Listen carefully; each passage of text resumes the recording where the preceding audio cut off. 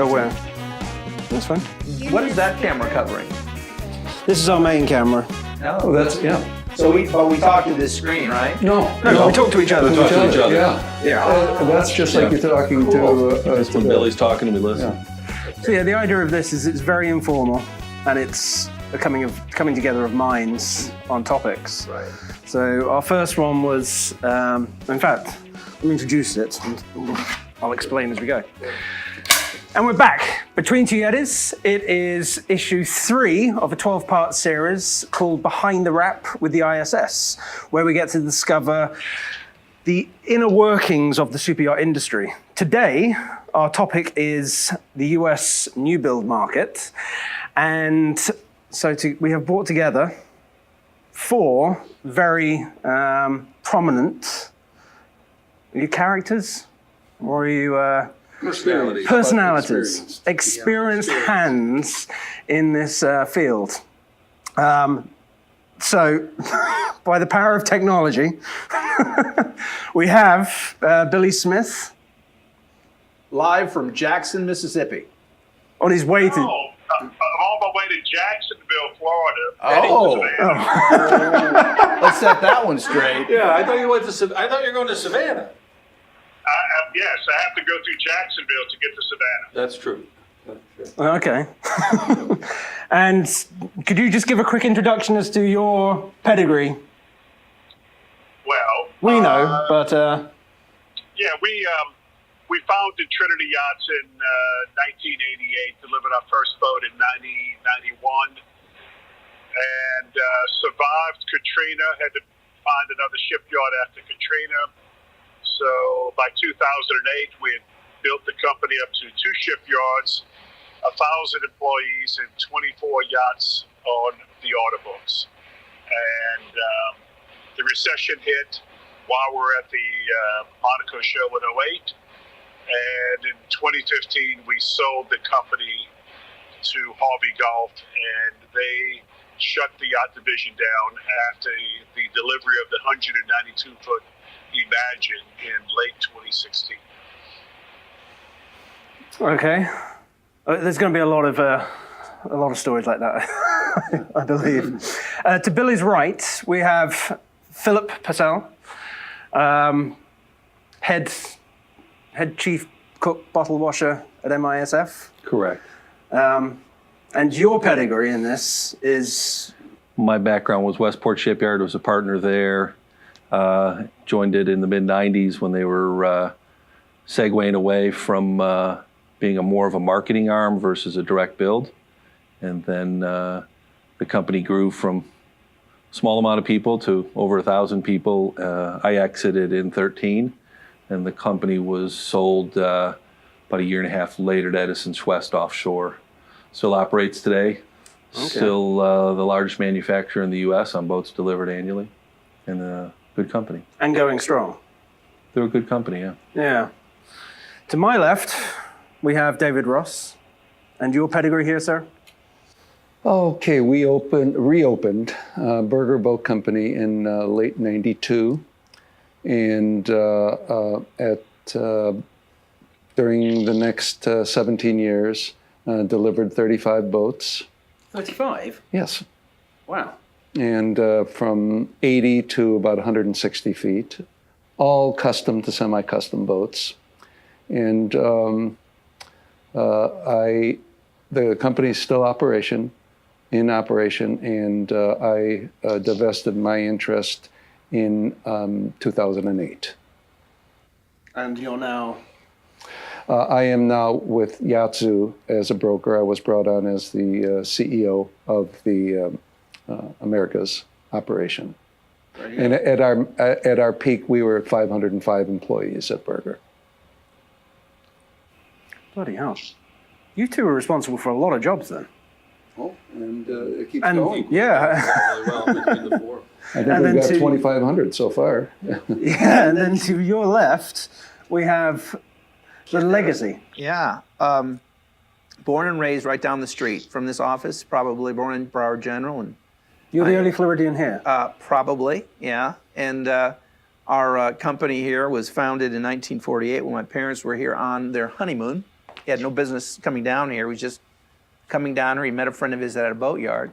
Got hit by 2 Katrinas in a row, back to back, a year apart, Category 5 storms.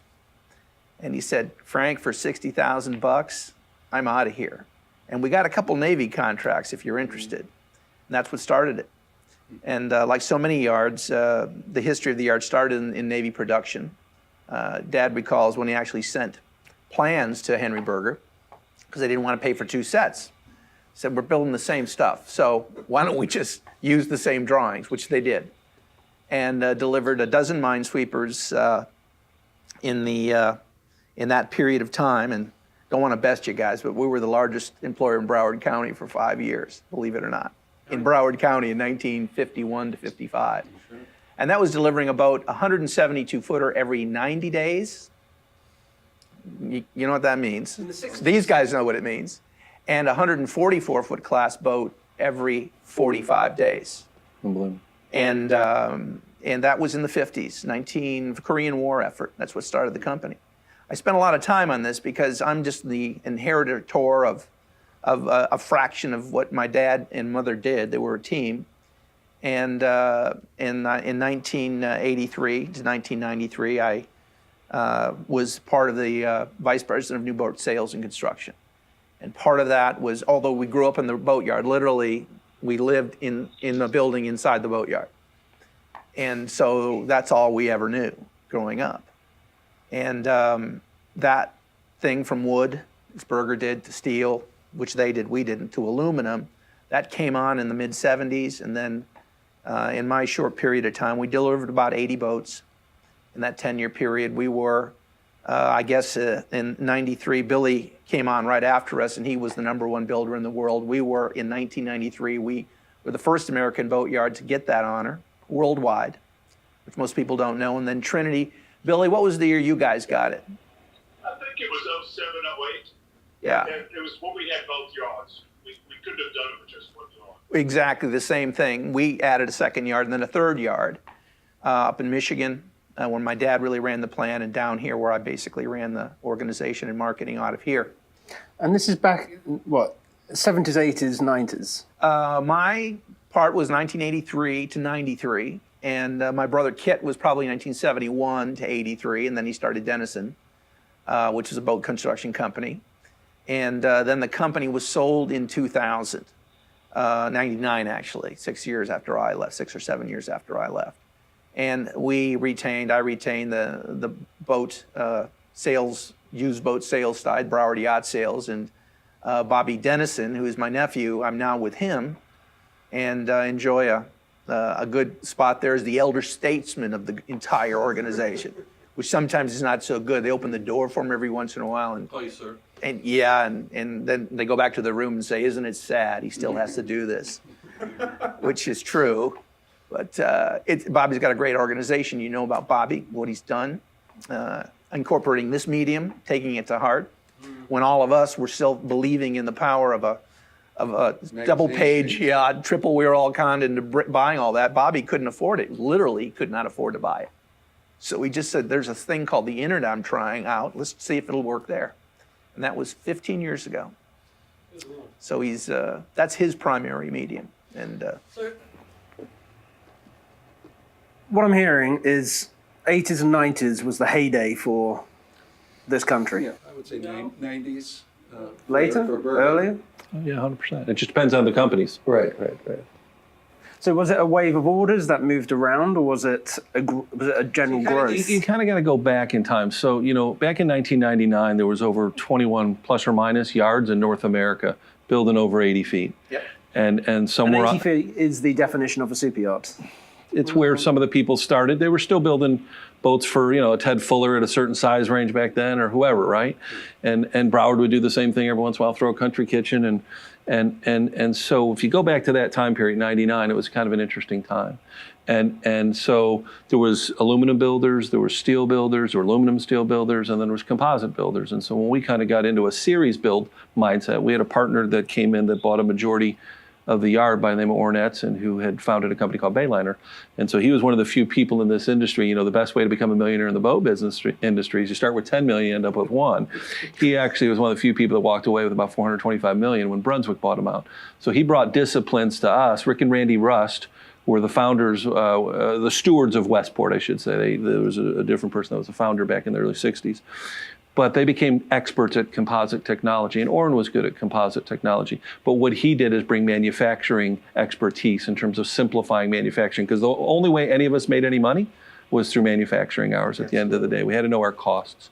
And so if you go back to 99, for a company like ours, that's where opportunities created. We ended up building a series of 112s that today probably stands at over 50 plus. And then the same thing with the 130 market, and then the 50 meter market, which exactly the same business model. We just applied it as clients moved up and kept them, took more of an aviation standard. But yeah, the 2000s and the late 90s all the way up to 08 affected us of everyone in the world, no doubt about it. And so it wasn't a recession, it was a depression. And with that came commitments that sometimes change. But depending on where your finances were, you had to buckle down. We were fortunate because we knew our numbers and we dug deep. And while it did affect us, we were able to power through it, and ultimately the company be sold. Was it '08 that, excuse the word, upped it up for everyone? Yeah, pretty much. Yeah.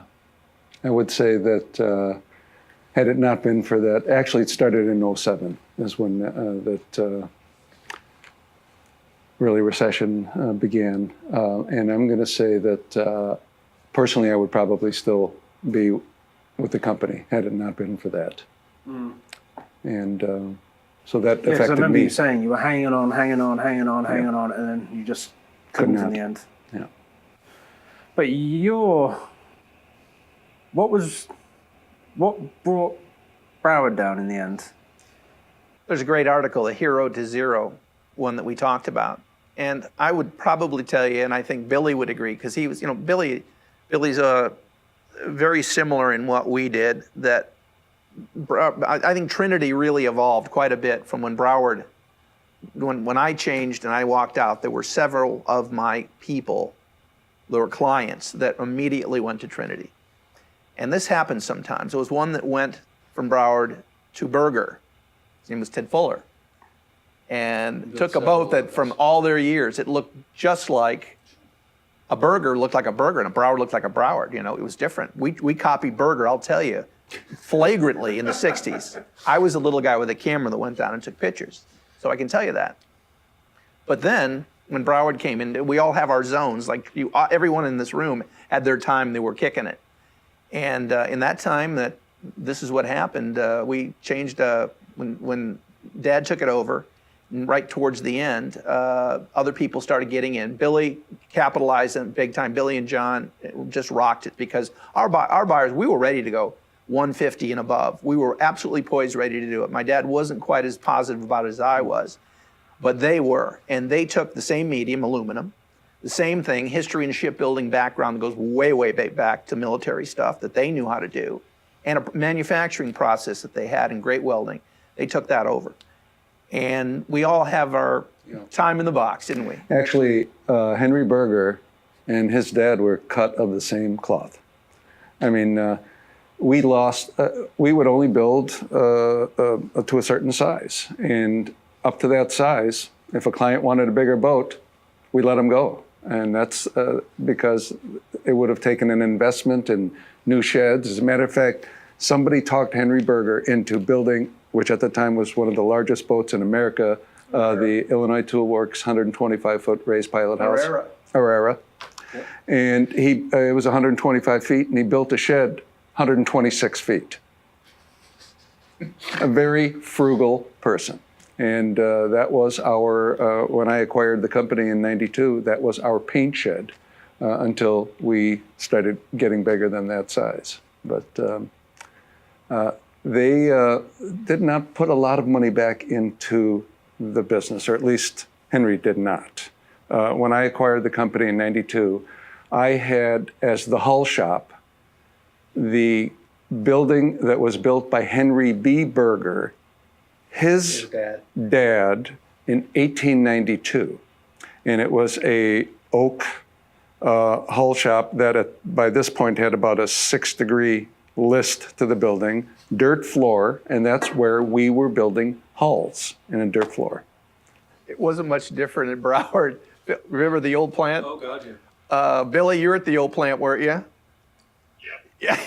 Was it a shock to you that it burnt down? Not really. Everybody said that. They were all that way, pre-World War II, pre-war, all that stuff. Well, what's interesting too is, as David had said, and everyone I think agrees, a client sometimes went to other yards too. So here we are, a composite boat builder. We ended up being an entry level, believe it or not, an entry level boat became a 112 Westport and still is to this day. Fantastic product. We started at 98 feet and realized that we needed to make some amendments for crew and stuff to make it work more efficiently. But the last and the biggest boat that Billy built was for a guy named Serge Gadane, who started with a 106 and did a 112 Westport with us, and ends up building a 196 Trinity because, again, there's a certain space that we were in. We were up to 50 meters at that time. The Bubba DeBrules of the world that was the guy who built your largest boat. Yeah. The Palmer Johnsons of the world that were up in Wisconsin that would kind of go toe to toe sometimes with David, I'm sure. Yep. And you think of all the yards that were feeder systems. Hatteras was a feeder system into our product hugely. You can't tell you how many. The guy who built Cakewalk, which is the biggest boat ever built in the U.S. still to this day, started in a 70-foot Hatteras. In Broward. Then at a Broward, 100, yeah. That's you. And then it turned out that the U.S. was actually a feeder system for Europe. Absolutely was. We became, I counted 12 customers that have ended up with either Fed ships or Lursons. Yeah. From your time? From my time, yes. 12? 12, yes. So, majority of customers, am I right in saying, are American for super yachts? I think the article you just sent me was... We had a couple, majority of them we were American. We were American product because we weren't the established. Henry Berger was the established yard. We were clearly, whatever they didn't want, we got. And that was in the 70s. He would come down, my dad would say, to Pier 66 for 1 week. Everybody knew he was coming. He would take his orders and go back to Manitowoc. Yes. No boat shows. And that was well known at Berger also. He would go down for his vacation in Florida and come back with the next year's orders. And sometimes he'd be back in 3 or 4 days. Sometimes it would take 2 or 3 weeks. Yeah, but that is the kind of deal that I saw it. I wasn't part of the company then, but I witnessed this. And I can say it's true. It really was that way. And then, things really changed big time in the mid-80s and 90s when everything started. The yachting whole thing, the yachting business was not, when I grew up, this was not an industry that had any sex appeal to it, okay? We were scraping barnacles, we were cleaning boats, we were fixing things up. You don't think that's sexy? It's pretty sexy to a lot of people, not to me. Then what we got into, it started catching on the cachet camp, and we sold a couple boats to, Jerry Lewis and Evel Knievel and Barbara Mandrell, and all that kind of stuff started bringing that kind of, hey, look, what do they do on those things anyway? And all of a sudden now it's complete, rock star status. It wasn't that way in the beginning. Back at that period of time then, so mid-90s to mid-90s, what were the Dutch and the Germans doing? I think they were building... they were at the same point, weren't they? They were at a very similar point. Yeah, I think that I remember... when was Aurora, 150-footer? That was in the 93? 2 or 3. 93. Yeah. So we were... AJ was in that one. Yep. Oh, okay. By the way. Which is one of my favorite boats. I love that boat. Me too. So they were in that was a big European boat. It was a 150-footer. And that was in the early 90s. We were building 100-footers. Would you say? Yep. 80 to 100 foot. Everybody had a pocket there, and you were kind of cursed by the last boat you brought to a show. Oh, I want one like that. Right. So like you obviously did that, and you created these 3 markets. Yep. These 112s, these 130s, and to this day, there he is, #1 yard in the world, right here, because they have that pocket, that thing they do, and like aircraft, you repeat it and repeat it, only gets better, and also at the same time, the costs get more in line, because you can't make money on your first boat sometimes, but after 30 or 40 of them, you do it in your sleep. Now, in terms of quality, Billy, your boats were as good as any Oceanco or Fedship? No, I mean, from an engineering standpoint, naval architecture, strength, the boats that we were building in the late 90s were actually better than most of the European boats, because the European yards that had pedigree didn't feel they needed to go MCA. Maybe they would do ABS, but, they would say that we're this, we're that. And we saw the rules coming, particularly MCA in the late 90s. And to us, MCA was soulless light. Most of the military boats and commercial boats we built were built to soulless. So, beating MCA was not an issue for us. And so we got on that very early. And our goal was always to keep the Americans from going to Europe. We really didn't care about the European market. We just thought that if 50% of their backlog is Americans, let's try and keep some of those guys here. And we did that with the aluminum boats, the guys coming out of the Bergens and the Broadwoods that wanted to go bigger but still wanted to do the Bahamas. So we said, okay, well, we'll just make it out of aluminum. And the shallow draft gave us the byproduct, which was 20 to 25 knot speed. And the Europeans didn't have that. They would, steel displacement hulls. And we really thought that we would morph into building primarily steel displacement hulls, but it never happened. We only built about 6 or 7 steel displacement yachts. Everything else was aluminum, up to 199 feet. But we always felt that we could beat the quality of the Europeans, and we could do it for probably 20% less than what they were charging. But our buyers, they weren't quite ready to go to that level. They were ready to get near there, but they weren't ready to quite go there. We did one boat called Baccarella, which was a Dickie Vandenberg design, had a interior design with a Metrica interior from Germany. Now that's about as European as you can get. A 60-meter steel displacement hull, Vandenberg Rowell interior design, Metrica execution. And we didn't get one other order after that boat. We didn't get any other orders for that class of boat. We had other orders came in, but they went back to big aluminum semi-displacement hulls. Well, we also have to remember that this is the shallow draft region of the world, and we were purposely building 6-foot draft maximum so that they can get into Martha's Vineyard and Nantucket and the Bahamas. And up the whole. No, basically the whole Eastern Sea, for the most part. In the Bahamas, but that's really what it was. We were very clearly, everybody here in this room was part of the American desire to go yachting. And whereas you drop your boat in Holland and you go out on your sea trial, there's 200 feet. And anywhere you want to go, there's 200 feet. It doesn't make any difference. In Monaco, it's 600 feet. They never had to deal with it, whereas we did. And the product, because of that, it's not just as semi-displacement hull forms. Yes, that's what they are. And aluminum, yes, that's what they have to be. It doesn't have to be, though, because fiberglass does just as well, but they're semi-displacement or planing. So they can go anywhere. And that's really who our market is. They don't go to Europe every summer. Most of the people stick around here and in our coastal areas. That's where they love. Yeah, if you look at who dovetailed into that, 100 to 150 foot market, 160 foot market, and filled some of the voids that were left by companies, it's European yards. And again, if you look at 49% of the boats over 80 feet now are made in Italy.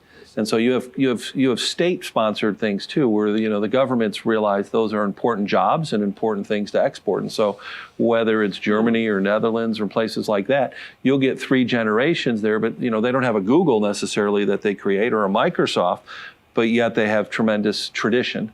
And we as a country, we're segueing from tradition too. And so a lot of these facilities, not that it was hard to find labor, But in our case, we're out on a peninsula, 3 different facilities. The design facility was in Seattle, but it's the disciplines and stuff that Orrin brought to the program in terms of production hours and simplifying manufacturing by making a stronger boat. Well, this is where for me, I've never built a boat, so it's just purely from my perspective. America doesn't build a Ferrari or a Lamborghini or anything really of that kind of luxury, and it doesn't make it for a damn good reason. Well, they choose not to. Exactly.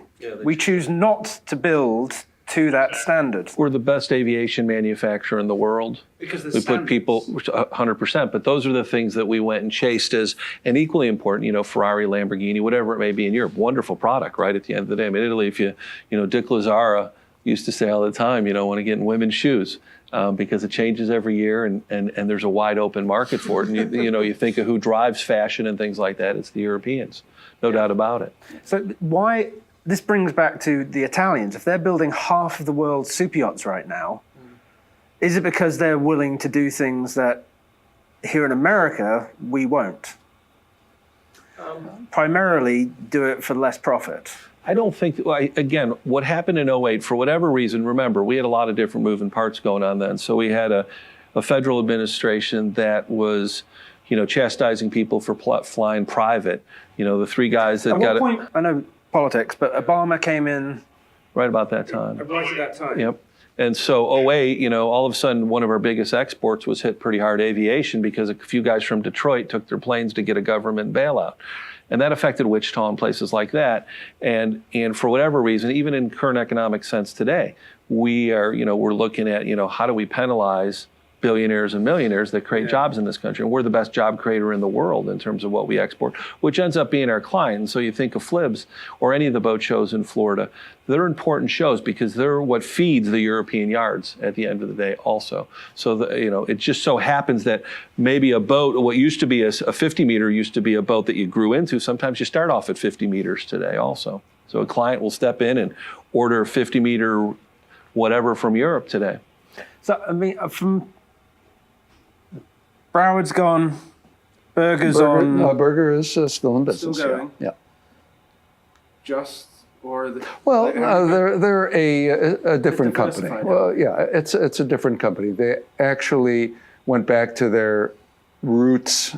When I say roots, I'm talking about turn of the century, last century, where they were actually doing repair and commercial work. And they did that, and then after my departure, that's what they did for the 10 years following. And Trinity, Billy, where are we? Trinity technically is still there. The Gulfport yard is still there. The New Orleans yard has been sold back to the Port of New Orleans. The Gulfport yard is still there. They're trying to get some repair work and everything, but unfortunately, the workforce has basically moved on. They're all in the area, but they're working for Textron. They're working for, different other companies right now. So they'd have to reassemble their workforce to do anything. And I just don't see, unless they sell the operation, I don't see them being a factor anytime soon. Let me bring up another component I think we should touch on also. I think Europe, the American builders were all independent guys, all independent islands unto themselves. And was it fiercely competitive? Absolutely. Oh, very much. Yeah. Oh my gosh, yes. We were, friendly competitors. We would socialize at off the dock. Yeah. Well, I remember when you first bought the place, Berger. Remember I met you at Don Starkey's place in Nice when we had the party there. Yes. And you and I had one of those heartfelt. I think you said to me, how do you do this? It was like that. Right. And I remember that. I had that. Saw the headlights. It was absolutely. But you had the humility to understand that I'm just gonna go up and I'm gonna ask it. That's when I said I knew he's okay. He's gonna do something here because he had the guts to come up and say, "What do you do?" And I said, "Well, here's what we're doing." No. Look, I invested in a shipyard. I better learn how to do something. Yeah. But anyway, the point I wanted to bring up is that you guys correct me if I'm wrong, but I think that the European country by country really got together. I think the Dutch yards developed Hiswa. Was it Hiswa? Holland did that. Yes. Yeah, and they all, even though they were fiercely competitive, they got together as through an organization that promoted Dutch shipbuilding. And Italy did, I think, exactly the same thing. So But look where the name Fedship came from, David. yeah, First Export Association of Dutch Shipbuilders. That's Back Fedship. in the 50s, they were doing this. Yeah, Lionel Beekbane was the salesman here in Fort Lauderdale that did it, and he'd sell one every maybe 2 or 3 years. It wasn't, but the people knew where to go. I mean, the DeVos family, for instance, the Enterprises, the Writers. We lost all of the Gallant Lady. We built two, a 68-foot Gallant Lady. And we built one too. We built a Gallant Lady, a 106. But they ended up staying, going back to Fedship and getting a product there. And the question is, why? I mean, part of this discussion is, so what happened here? With the exception of Westport currently, why have all these yards disappeared, slowed down, leaving only a couple of yards? I'd say Delta is certainly healthy on the West Coast. They take their orders when they want to take their orders, but it's a healthy organization in terms of what they do. I don't see them stretching themselves too much. Both Jack and Ivor are in their 8th decade of life right now. So I don't know how much stretch you're going to get. Well, and again, so because of capacity, so the two people that one that just launched and the one that's just getting ready to launch is the other part of the DeVos family. Right. And then the other person was a person that was in our old product in a 130 and a 50 meter, and he just built a 225-foot Delta. Westport wasn't in that space. Now I can't speak for Westport, but again, they've made new product 125, so they've kept up in terms of what the clients want. They're listening to their clients, and they've invested in new tooling and new product, and it's working for them. But that said, in that 200-foot or 175 to 200, Billy was really in that space going forward, and he's not there. And so, Director got in that space for a little bit with Cakewalk. Delta's in that space. They'll build just steel, composite, marry them together, and they're doing a great job. But I don't know if Americans, if we've lost our appetite for risk. You can, a Metrica interior, anyone, you plug it into a computer and the computer can cut any type of wood any way you want with any type of shape. So, and a lot of companies like Westport invested in its own cabinet shop and things like that so they can control their destiny. But the Americans are driving 70% of the new builds in Europe right now? Right now. So clearly there's a market, but I think right now for those 70%. Yeah. When we were at Lursen, there were 17 bills. And they'll never tell you because we couldn't see any of them. This was very recently. And he said over half were Americans. Same thing in Holland at the Van Lent. We were at Van Lent. We were not at the other yard, but we went to Vries actually. And Americans, 80% American orders. And I don't know about Italy because I don't. Well, you look at like Salupi's boat. He just launched it. It was over in the Bahamas, and because it was available, it sold. He sold it. He sold it. He literally just got the boat, brings it to the Bahamas, was going to put it in the Miami show, and sold it. Probably to an American.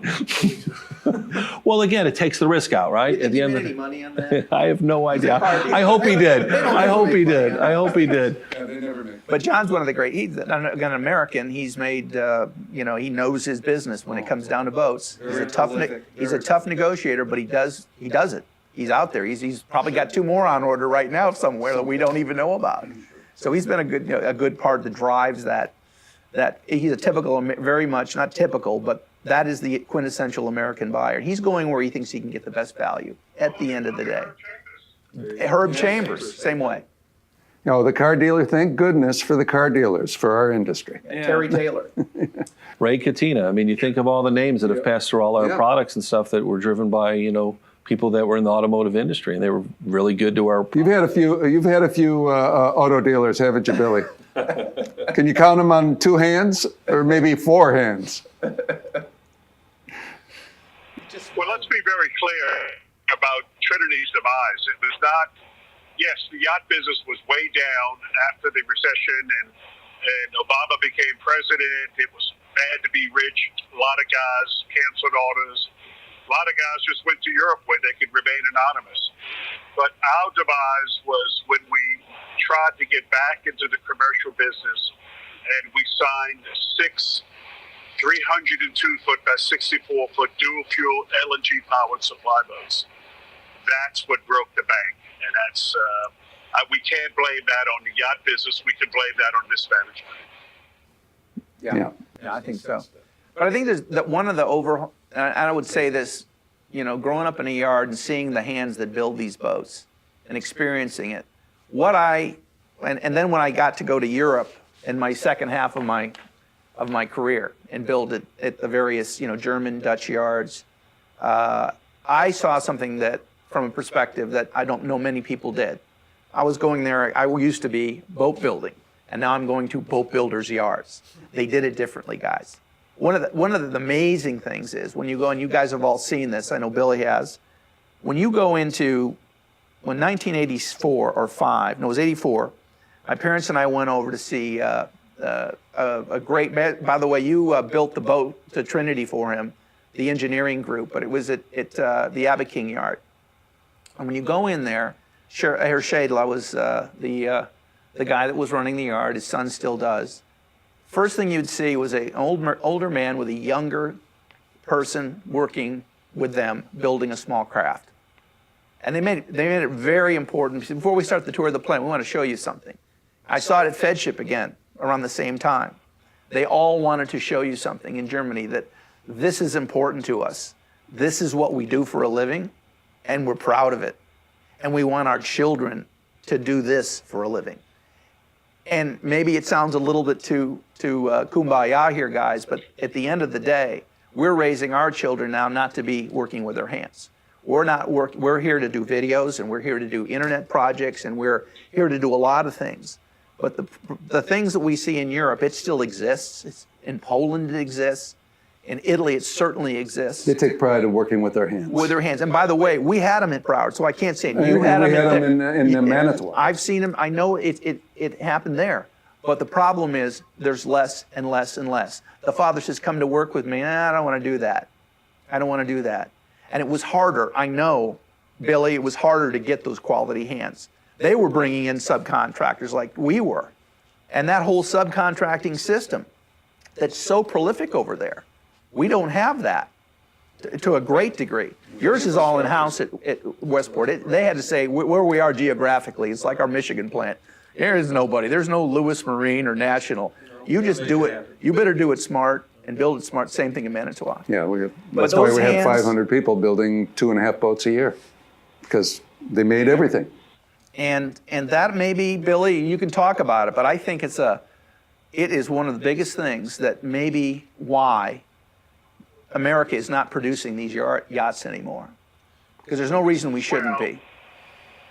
Right, exactly. There's no reason we shouldn't be. We know we can do it.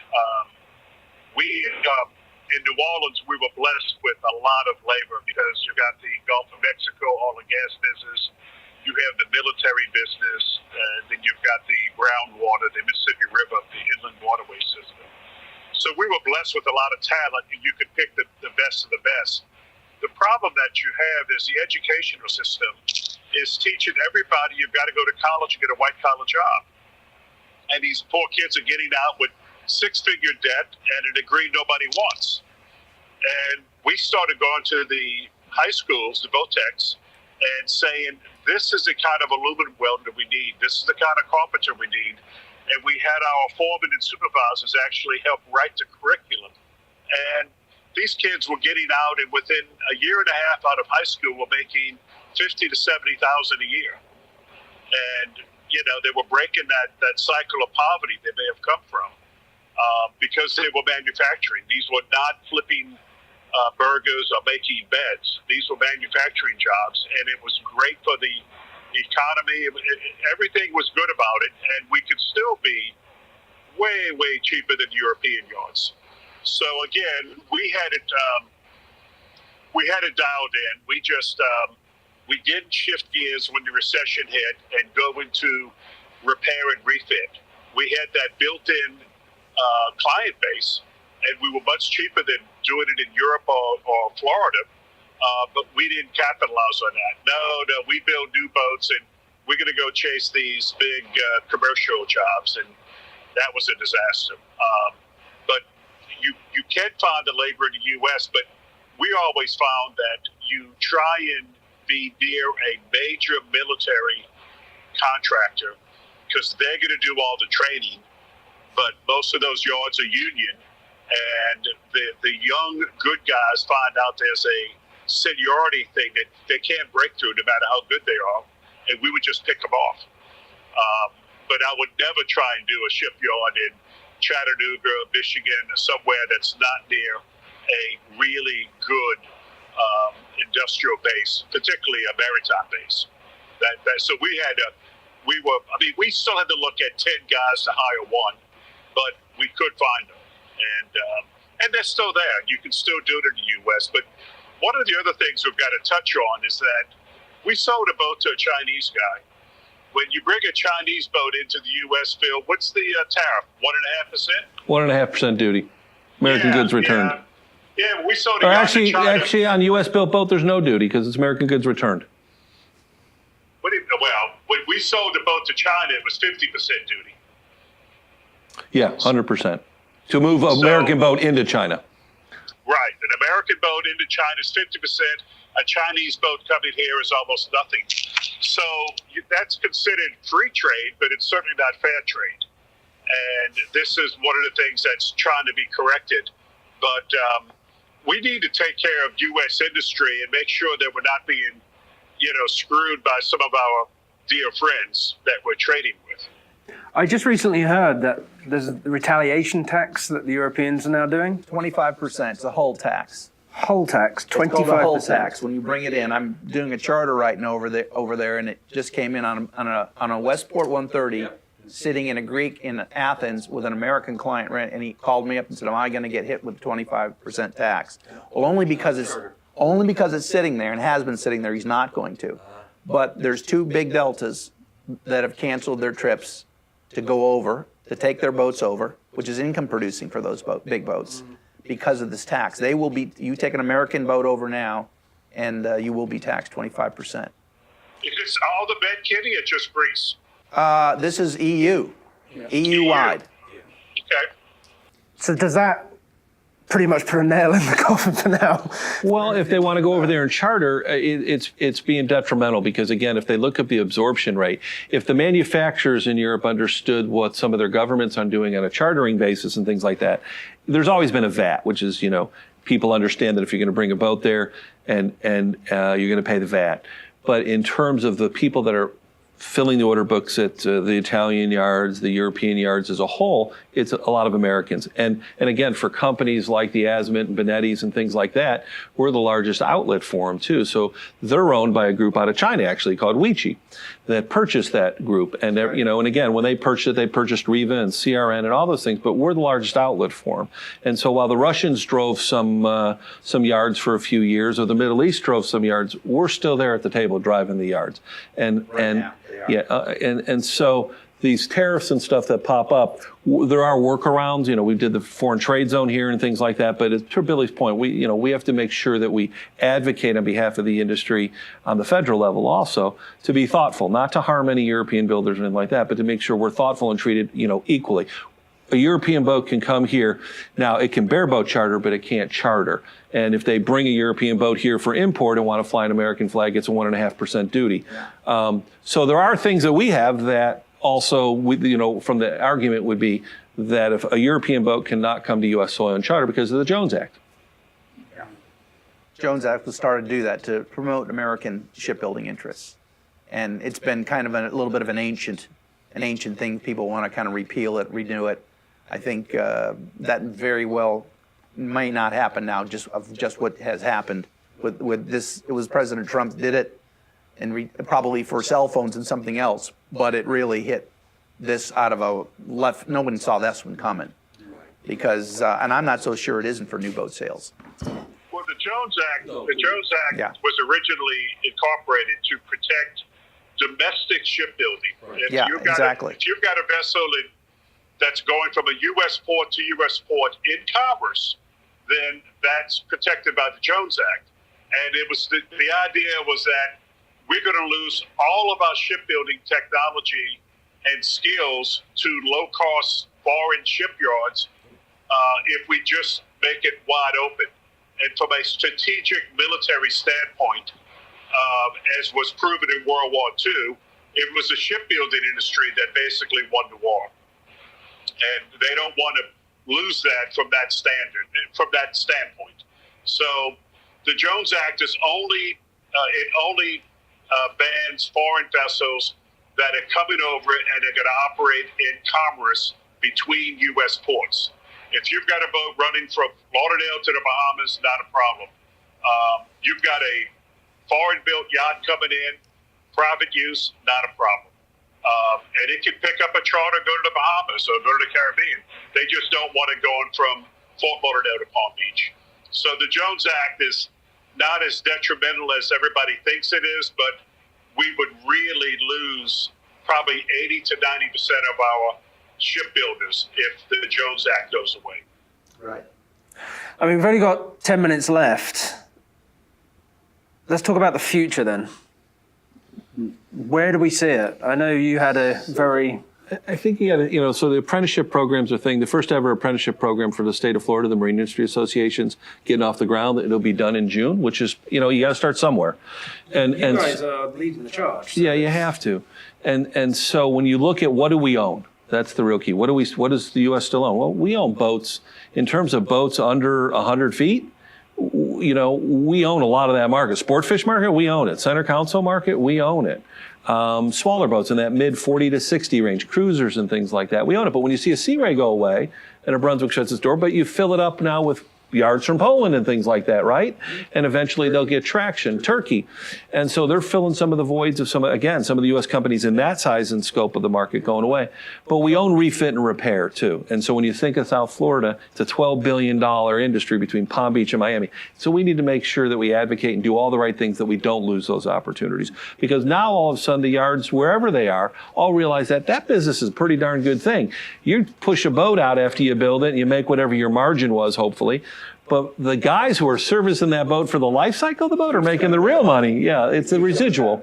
And so that's something we own, and we need to make sure it stays in the U.S. So we make sure we pass sales tax caps that aren't detrimental. So we're not being, losing things to the Bahamas, to South America, to Europe, to any other country. And then states laterally, again, first ever foreign trade zone was put here for a lot of benefits, for import, for being able to sell boats.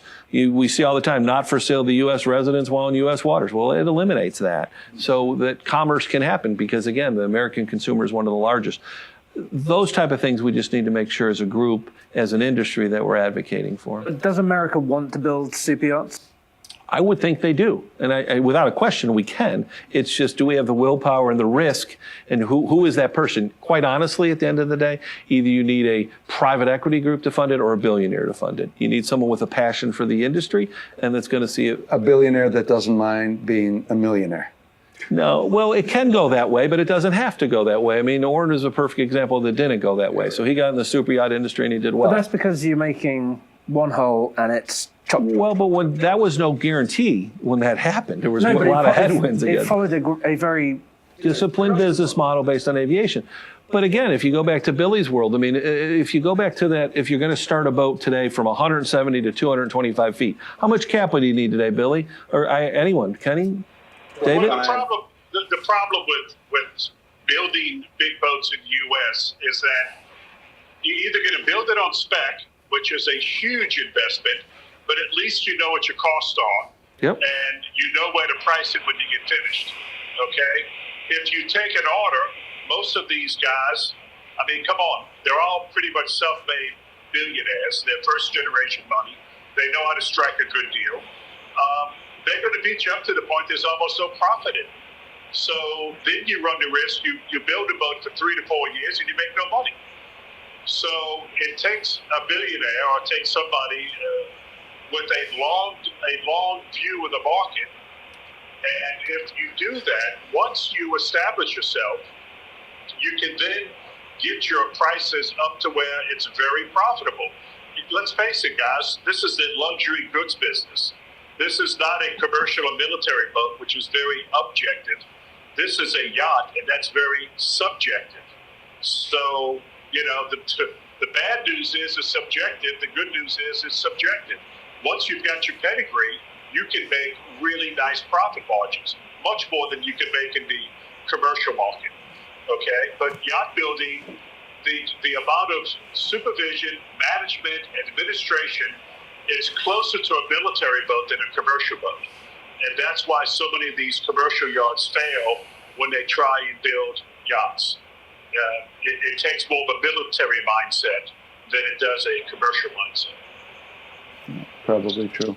I think that this building them on spec is a guarantee of being able to make money in the business, because you know exactly what your cost is, and you know what You can change the color of the cushion, but that's it. Well, no, that's I'm not talking about customer, semi-custom, or anything like that. I'm talking about building the entire thing, designed, internationally renowned designer, interior designers, Winch, Espinonio, those guys, Raymond Langton, those designers, and you build a quality boat with that pedigree. I think there's a chance. I think there's a good chance of making money. It's just my opinion. But again, and again, in the scope of things, it's not a large amount of money. But let's say a boat is 200 feet today, right? So what's a 200-foot boat today? 80, 90, 100 million, right? 80 to 100 million probably. 60, you can go Italian, 50 to 60. You can go European, 70 to 80, and you can go right over 100, depending on what you want to do. So it's a tough one. But Billy knows when he thinks of that, and I think of 60 meters, what we could build one for. We never did, but we were close. We'd be laughing, right, Billy? We'd be laughing to get those kind of numbers. And that's with, very high square meter interiors put in. That's with buying them from List or any of the other places in Europe and putting it in and getting your boats engineered offshore. So they're really, really doing well right now. And I think maybe that's going to be the answer. I think that the answer is going to be grabbing. We can engineer boats in this part of the world. So let's not kid ourselves. Our tanks, we've been in the tanks all over the world. Been German tanks, hull test yachts. We've got a great one right here in New Jersey. There's nothing we can't do on that end of it. And in terms of the hands, getting the basic thing built, we can do it. The interiors, yes. That is a bit of an issue. And if they want that, yeah, you may have to go overseas. But that's only 20% of the boat. That's not all of it. No big deal. We built interiors in Australia, New Zealand, Dubai, Germany, Italy, and the U.S. So you can do that. But going back to the spec build, David, you can't just build one. You got to build three. You're right about that. You're right about that. Yes. You can't just build one and, all right, everybody just stand down until we get another order. No. Then we'll call you up. No, you have to have an ongoing line of work. And that's the production when line. the numbers start to get kind of crazy. And it's going to require somebody that's got very deep pockets and a high threshold of risk. Well, but you can do it. The good news is there's not much competition in the U.S. And if you just focus on the American market, that's enough to keep a number of shipyards busy, not just one. Yeah, and use 50 or 60 million. But so whether it's 150 to Billy's point or 180 million, it's that type of commitment, because you can't all of a sudden start letting your electricians off and your carpenters off and your welders. So you got to have that 36-month mindset, because it's going to take to build a boat that size 18 to 24 months, and a very efficient model, probably longer.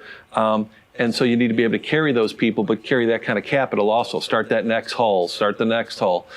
And again, you just need that American again, and it either of private equity or a billionaire that's passionate about what American jobs mean and what quality and what it can build, again, and take that risk. And I think everyone agrees it's not that high of a risk. And you've got to have an efficient facility, okay? It's got to be a state-of-the-art facility.